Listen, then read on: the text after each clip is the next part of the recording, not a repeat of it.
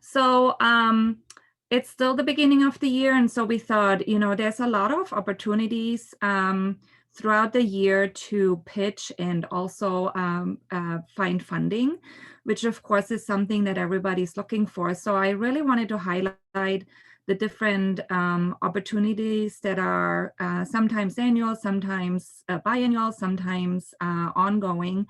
And I mention them typically in our a message that I send out like every week and a half or so, but wanted to really highlight that and say why we think this is something y'all should be looking at.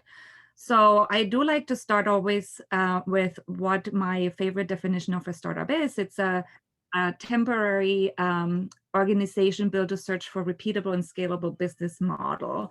So, most of you are still trying to figure out how this regular money is coming in.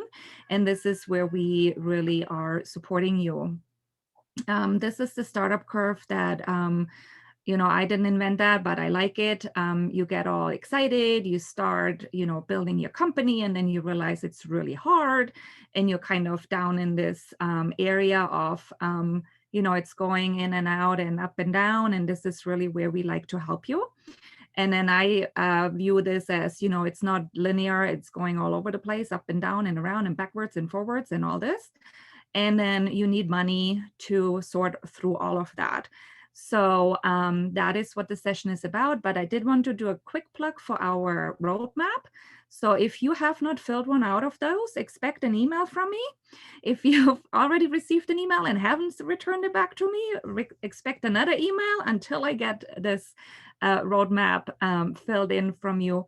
It really helps us to structure those sessions so we can really address what is of highest need and interest and most lacking right now. But it's also a good tool for yourself to really understand where are you in this startup venture, what are you missing, so you can determine how you want to fill those gaps. So as mentioned today, I'm just going to mainly talk about funding and pitching opportunities for 2021. And I got really excited because I got to do my little table and figure out all those pieces. So I really structured each slide in a certain manner, but okay, here about me. So this is what Eric mentioned. I know all of you all have met me at some point, but like Eric said, now y'all may not know my history. So I'm the employee number one of the University of Arizona Center for Innovation. So in 2002, we started this thing called a business incubator. And since then, I've really been just enthralled and fell in love with entrepreneurship and innovators and everybody, and really fell in love with helping y'all. So I'm not that creative, so I wouldn't figure out some fancy solution, but I just love helping companies get on this path and really to success and really thrive. And so I love the interaction and exchange with entrepreneurs. So if you ever want to just meet up, we'll try to make time for that. And I like to dig in. And then why am I talking about this specific topic, which is the funding and pitching opportunities? In a typical year, I see over 100 pitches. Even last year with COVID, it was close to that because there's a lot of virtual opportunities now to do so. And one of my favorite things to do is critique pitches because I've seen so many and I kind of understand what the specific judges are based on the criteria. And this is any pitches, not just for investment, for example, to the Desert Angels, but also pitches at prize competitions, which I will talk about, and just in all different settings.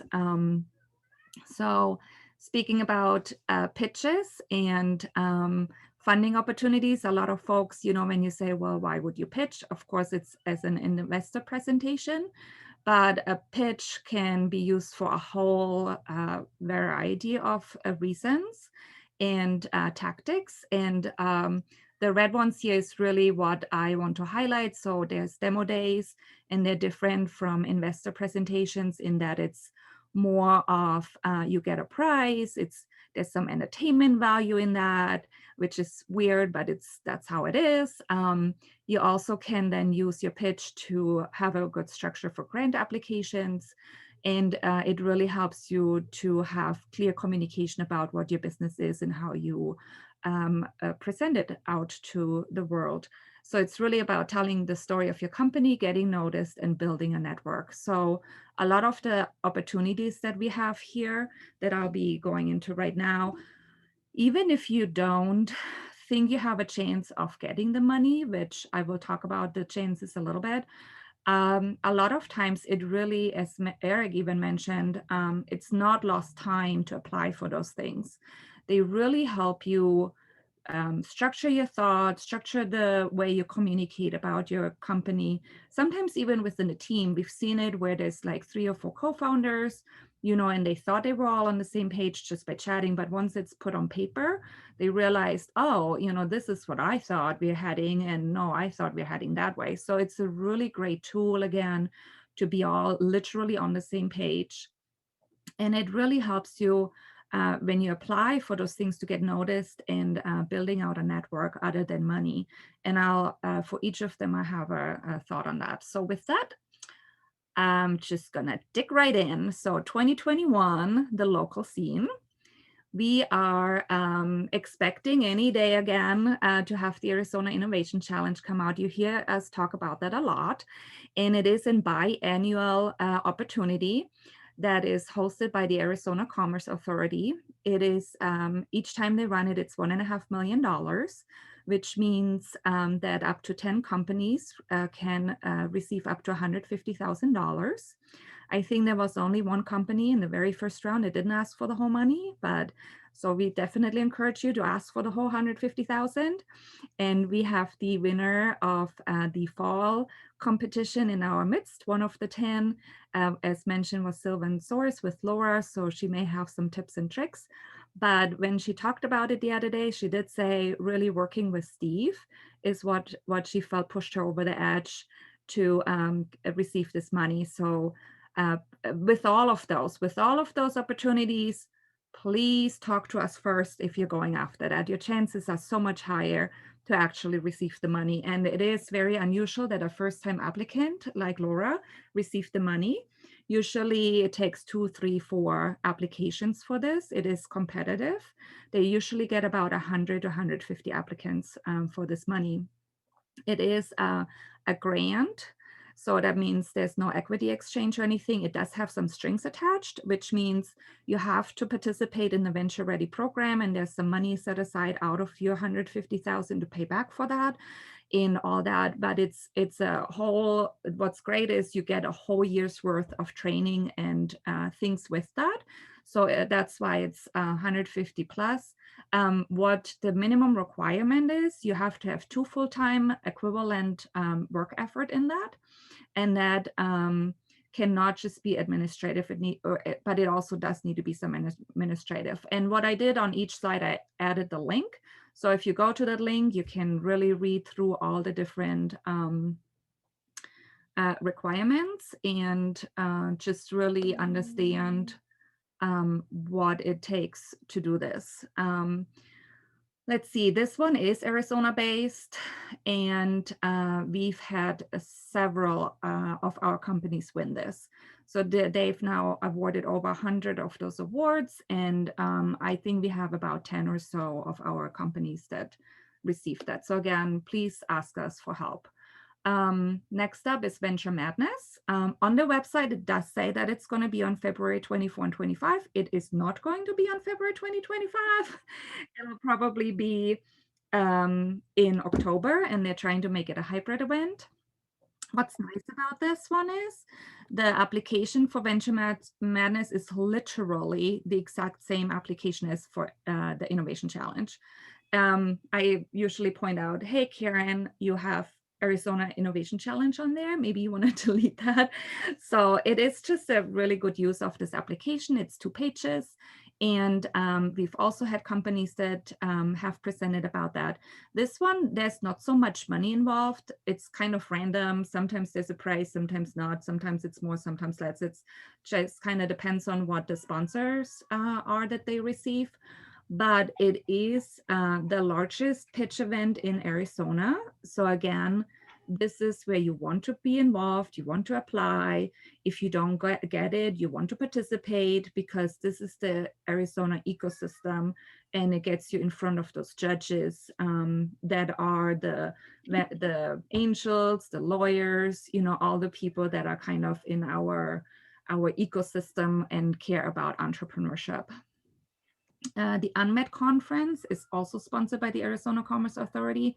This is fairly new. It started last year, I believe, and they had to quickly turn it into a virtual event, which wasn't their initial goal. But what it allowed then was more companies could participate.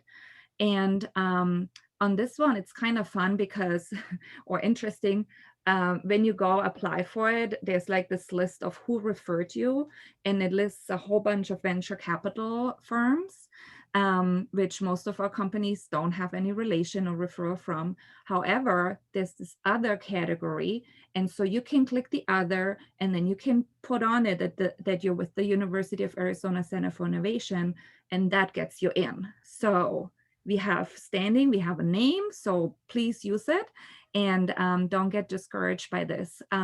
This one, there's no money prizes involved, but what it is you get connected with potential investors.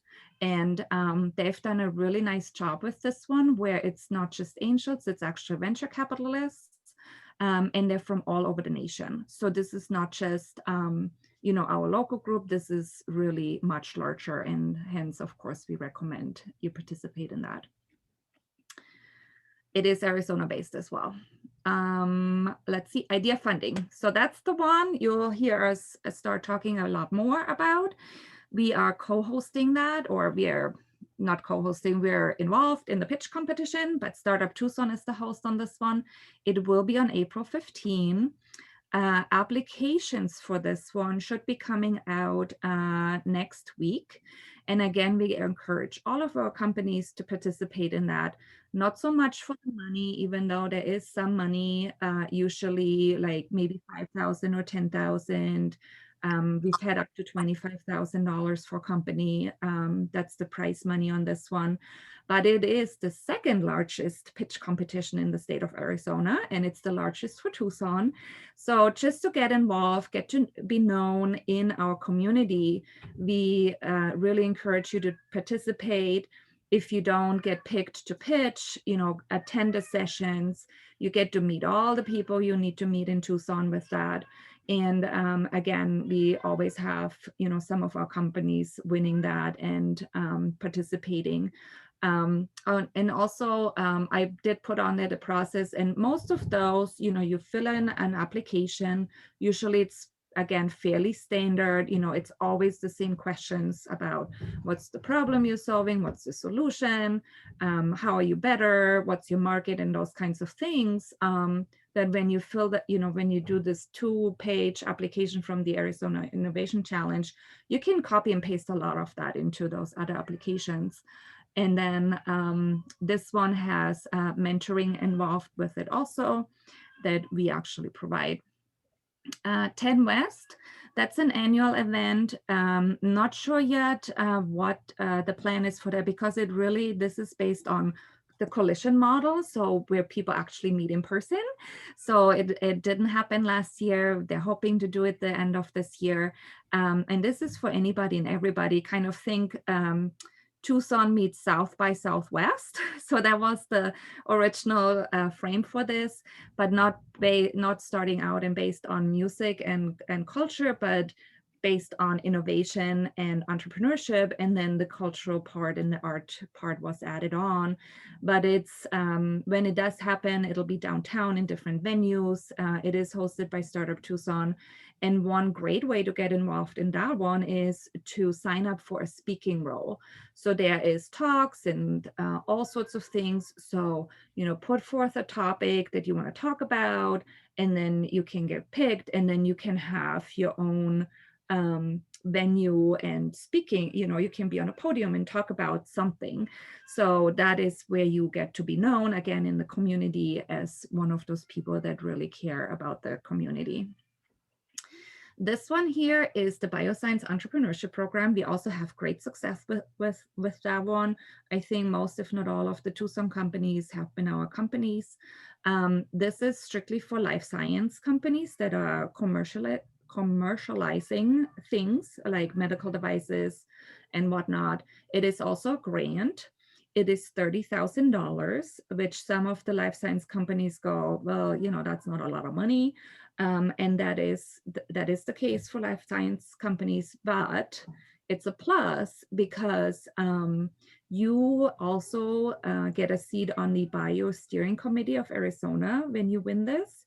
And it's just a really great networking opportunity. They have programs that are just for the winners of this. And it is hosted by the Flynn Foundation, which is a large foundation here in Arizona. So again, we recommend if you're a life science company, you should apply and need to apply for this. We're very familiar with the application process, and they select 6 winners typically. This one also doesn't have a whole huge applicant pool. Usually, it's been growing, but last year there was maybe 30 applicants. So it's a pretty good chance to be selected into that. And also, this one is an application and interview process. So you apply, and then you make it. The next step is you get invited to an interview, and then it gets down selected from there. American Made Challenge. So I put that local, even though it is a national program, but we are a power connector for this program. So if you want to know anything about that, go see Casey. She knows everything about that. And we actually have a few folks here on a line, Babu and Solomon, that are in this program, and that's how they became our client. It is a program through the Department of Energy. It is for solar solutions. And it is a gated cohort style program where you apply. If you get selected, they select 20 folks or programs. It's $50,000. Then you work on it for 3 months. If you get to the next gate, which they select 10, you get $100,000 plus vouchers. And then you work for another 3 months, and then they select 2 that get the 500,000. So if you do anything with solar, this is a great program. And again, we are one of the power connectors, so we help with we are very familiar with the requirements and all the, what you all have to do and how you move forward and all that. So it is a great program if you do anything in the solar industry energy thing. So moving on to the national scene, and I really just have the SBIR, STTR on that one. We talk about that a lot also, and highly encourage you, if you're even considering it, if you don't know what it is, whatever, attend our workshops, get with Casey to get the videos. This is a few things I want to point out on that one. First of all, SBIR stands for Small Business Innovation Research Program. So what sometimes people forget is there has to be innovation, and it has to be unique innovation. So I remember we did one session and we had this very nice lady that came up with a new recipe for a barbecue sauce, which is innovative, but it needs to be a technical innovation that matches the federal requirement, the agency requirements. So you want to be really sure that you have something new, unique, innovative in a technology area that the federal agencies care about. So there are 11 federal agencies that participate in that. And when you go to that sbi.gov, one of the links right away, it tells you who those agencies are. The most known are Department of Defense, National Science Foundation, Health and Human Services, which sometimes we call NIH, which is National Institutes of Health. And then of course I have to mention Department of Energy because they're contracting, or we're contracting with them. But there's also Department of Education, Agriculture. So there's a whole host of them. and you want to look at that. Why I put the little 5 in the apprentice is 5 of those agencies also participate in the STTR program. And that is the Small Technology Transfer Program. Basically, what's different from that one is if you apply for an STTR, you have to collaborate with a research institution. And a research institution could be a university, but it also can be a national lab. So a lot of our folks, of course, when they are going after an STTR, they collaborate with someone from the University of Arizona. But for example, the National Research Lab, Energy, oh my gosh, Renewable Energy Lab would be also an agency that you can collaborate with. And then there's a whole bunch of different, things you have to follow and percentages and all that. But what is interesting is that the STTR sometimes has different opportunities than the SBIR. So you want to, again, look at where's your core competency, what is your strategy, which one fits into where you get the money from to really help your company move along. This is ongoing. Every agency has all their own dates. NIH has those 3 dates. I think it's January 4 or 5, depending when the day falls on, April 4 or 5, and then September 4 or 5. So you want to look for those. NSF moved to a whole another scheme where first you do the program pitch and then they invite you for the proposal. So you always want to look out. And of course, Sonia is here and she's right next to me in my little window. So, ask her, she can point you in the direction. It is a fantastic program. There is over $3 billion available every year, as long as Congress authorizes it, which they have been for the last 20 some years.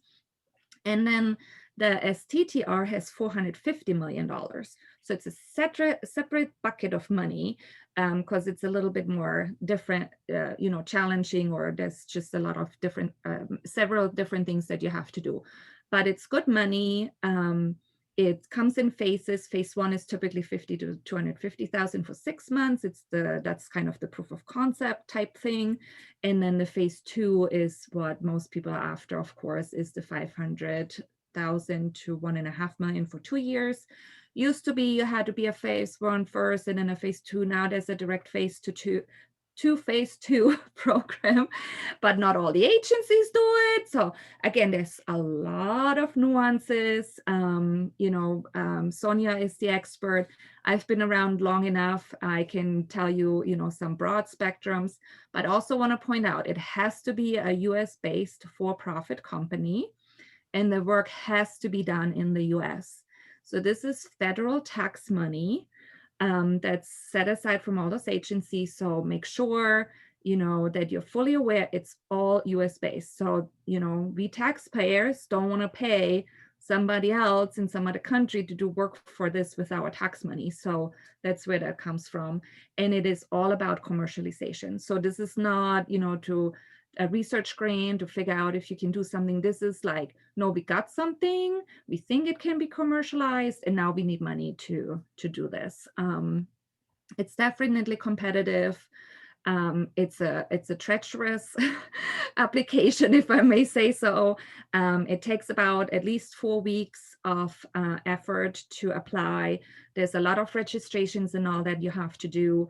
And then even when you submit and you apply and you get feedback, there's a whole bunch of more things. Please connect with Sonia when you're into this SBIR, STTR thing.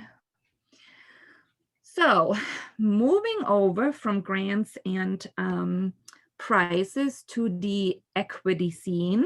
So when, and I know you're all at different levels, so I'm not talking down, but sometimes people go, I need money and I need an angel, or I need money and I need a VC. It's like, well, there's a whole, science around that also. And typically our companies are mostly in the angel investment arena. And just a few of our companies get it to the venture capital. And if you roughly think about it this way, angels invest their own money And so they write checks, between 50 to 150,000 maybe, but it's their own money and it's their investment. A venture capitalist or venture capital firm, they manage a fund. So they have money from all sorts of places, including pension plans and wealthy individuals and other companies and whatnot, but they manage a whole fund. So their checks are often starting at $3 million and up, sometimes 1 million, but that's kind of the 1 to 3 million is a little difficult. We can do a whole nother session about that. But, if you want to think about that, as you talked about VCs and angels, VCs manage a fund, angels use their own money. So that's really, one of the main separating ideas here. But it's always equity. So that means they're getting a piece of the company. So it's not a loan, it's not a grant, it's you're giving a piece of the company away. And again, we'll have many more sessions this year about that, what that means. So just setting the stage for that. So like local equity scene, we have the Desert Angels. That is an angel group, and they're well recognized in the nation. They've been around for about oh my gosh, I wanted to say 10 years, but that was 10 years ago. So they've been around since 2001, which now literally is 20 years ago. Oh my gosh. And again, this is, even though the Desert Angels group is a group and they meet as a group and they're LLC and all that, if you end up presenting to them and you're getting money from them, you get money from individuals. So they have the sidecar and all that, which is a whole nother story. But basically, it's the individuals that decide if and how much they would want to invest in your company. They're very organized. They have monthly screenings, monthly virtual dinner meetings these days. They use Procedure as the application portal. They do prefer Arizona companies, even though they're not limited to that, but being that they're local angel group, they do want to support the local economy. And as I mentioned, they write checks between 50,000 and $1 million, and that may be aggregated though. Million is very, very high, and I put syndicated back there. And I'll talk a little bit more about that. The average investment in companies is about 250,000. They are looking for high quality, high growth life science and other tech companies. And as I mentioned, they're nationally recognized. So sometimes, when we talk to folks here and they may have heard of the Desert Angels and they say, oh, I didn't hear something good and I don't know if I want to do whatever. Just be aware, if you plan to go to other angel groups in the nation and they know you're from Tucson, those other angel groups will ask, well, have you gone to the Desert Angels and what did they say? Because they know each other. If you go to a group in Idaho, they've heard of the Desert Angels and they will ask, well, did you apply? What did they say? And if you say, well, I didn't want to bother, it's like, yeah, nah, yeah, that's weird. Or you say, oh, I applied and they didn't like me. Well, that's not really a good answer either. So if you're planning to do any angel fundraising, please talk to us first. Talk to myself, to Eric, to Steve. We're very familiar with the process, just so we can work through how your strategy is and all that. So enough about this. DVI Equity Partners, that is Diamond Ventures. That's a real estate firm, basically. Don Diamond, that's actually his name. He made a lot of money in real estate, or maybe the family, so they have a boatload of money. And a few years ago, they decided to do a venture firm. And I looked at their portfolio. They have listed only about 5 companies. So this is kind of more like, even though it's managed, but they're not an angel group. They don't meet. This is the money from the Diamond family. And they basically have a group of people that look at the opportunities and then decide on how to move forward. I put the UACI success is almost. We had one company that talked to them, but I didn't see them on the portfolio, so I guess it didn't work out yet. But we had wonderful meetings with them. They're looking for really those big, high-hitting, disruptive technologies. And I remember when I asked, about the check size they write, it seemed like, a few million wouldn't even be a problem for them. Again, this is as a private investors basically that manage their own money. And again, if you think you have this highly disruptive technology, look at their portfolio, talk to us and we can make those introductions.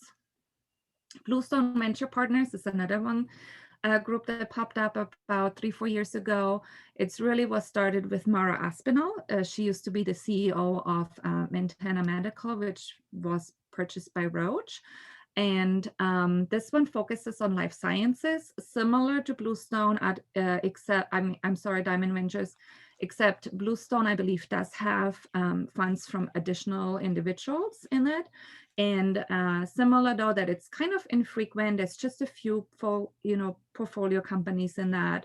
And again, if you're interested, let us, help you with the strategy and how to approach that and all that. UAVC is the UACI Venture Capital Fund. You may have heard Fletcher McCusker. He started that really out of the idea that, there's a lot of tech transfer coming out of the university and they need funding. So there is an opportunity to utilize that. Sonia, did you want to say some or? No, okay, sorry. I don't see my chat. Bye-bye. Oh, bye. So, thank you, Sonia. Thank you. Great information. Good. Glad it helps. I need to speak faster. This one too, it's not like they don't have meetings and screenings and all that. So it's, but it is a fund. So there's not just Mr. McCusker's money, there's other money in there too.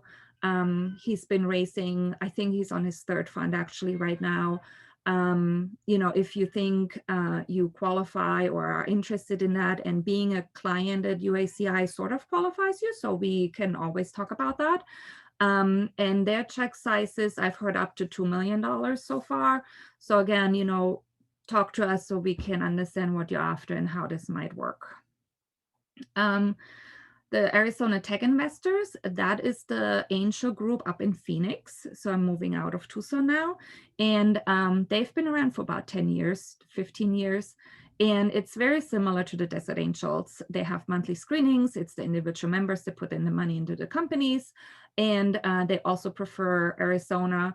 They tend to be a little bit more on IT, even though they have a little bit of life sciences, and they tend to like hardware much more than software. So very familiar with the chairman of that one as well, Jim Gulka. He's lovely. And what happens now with Desert Angels and Arizona Tech Investor, even though they're all separate and they're all individual members, they syndicate a lot. So if you apply and pitch to the Desert Angels, the ATI chairman is in the meeting. If he thinks y'all are good and might match their membership, he may invite you to apply to their membership. And then if it's, again, if you need $2 million or $1 million, which is a little much for one group, they may syndicate. And vice versa. And then there's also the Tech Coast Angels. So some angels that are in the Tech Coast Angels are members of the Tech Investors and are members of the Desert Angels. So, their syndications can happen. But again, if you're going down that road, talk to us so we can help you strategize how you want to go about that. You also may come across the Kenyan Angels. They used to be the Thunderbird Angels. This one we haven't had any luck with yet. It is student-led from the Kenyan University, which used to be the Thunderbird School of Management. And it's somewhat infrequent. They do have a listing of the portfolio, so go look at that. If you have any connection to any of the schools, again, that's probably where you want to look at that. Golden Seeds, you may have heard of. That's another highly ranked, top 10 active national group. They do have a chapter in Phoenix now, and they really like to have women-owned, women-run companies that they invest in. But other than that, they're a typical angel group where they have screenings and meetings and due diligence and all that. Going to the national angel scene, Golden Seeds is a bit on that row, but I did want to give you at least this link here. So it's literally called the Halo Report for the Angels. I cracked up laughing when I heard that first, but so it is. And it is a fantastic report. It gives you, it's about, I don't know, 20 or 30 pages, but it lists out all different groups, their rankings, how active they are, what their investments look like, and it's regionally different because what happens in Silicon Valley does not translate to the rest of the world. So we have our own Southwest region, so you can hear and see what's going on there, and really read about that. So and there's industry specific angel groups. There's the chemical angels that invest in chemical stuff. There's the space angels that invest in space stuff. So, there's just a lot to learn. And again, see us, talk to us, and we'll help you through that. So I wanted to mention the competition platforms. Hero X is the platform that the American Made Challenges use.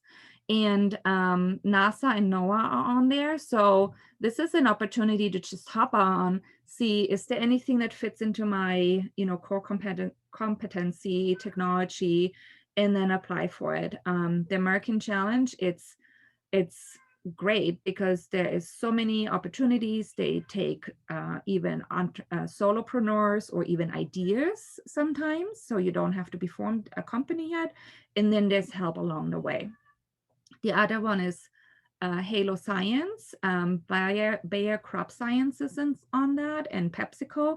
Again, they're posting the challenges, and then they're looking for ideas and folks to help along with that. And I know one of our companies recently participated in one of those platform type applications that was put out by a company about mining challenges. They applied and they got into this cohort of solution providers. And I did quickly want to mention conferences and trade shows. So JP Morgan Healthcare Conferences, if you have anything to do with life sciences, I'm told you must go to that one and you must figure it out. And it seems very daunting to me, but we have people that have figured it out. They've gone for 5 years in a row and they know exactly what to do. So we can connect you with them. And this one really is the global trade show that you participate in. And then what's co-located with that is the RESI conference, which is hosted by Life Science Nation. So really it's this combination of both that you do in order to get to that. And it just happened. It was I know it's in January, so I apologize we didn't get to it. I think it just ended like yesterday. Right. Yeah, and it's every time in January. So if you are just hearing about this, let's talk so we can get you ready for next year to participate. And then RESI, other than that one, they do have additional conferences and as mentioned, hosted by Life Science Nation, which has this fantastic information about investors and private, what is it called? Office. I'm missing the word now, but it's basically a whole nother area of investment opportunities that I didn't even put on here. Family offices. I'm sorry? Family offices. Family offices. Thank you. I'm like, I know there's a word. Think about the Bush family with oil has money lying around, right? And they hired and they have a staff that manages the money. And sometimes they invest in startups, depending on what they care about. So that's, maybe I'll do another session about this one. Anyhow, Tech Connect, another great one. They also co-locate with a lot of other things like nanotech. They have smart cities coming up right now. And then they also co-host with co-locate with the SBIS TTR annual session. And I had the fortune to go one time in California. I thought it was fantastic for any stage level of company, from idea to established company, really making this connection with additional companies, with inventors, with the agents, the federal agencies was there. I highly recommend to check it out, see how it fits in your strategy and go at least once. And that's it. And now I have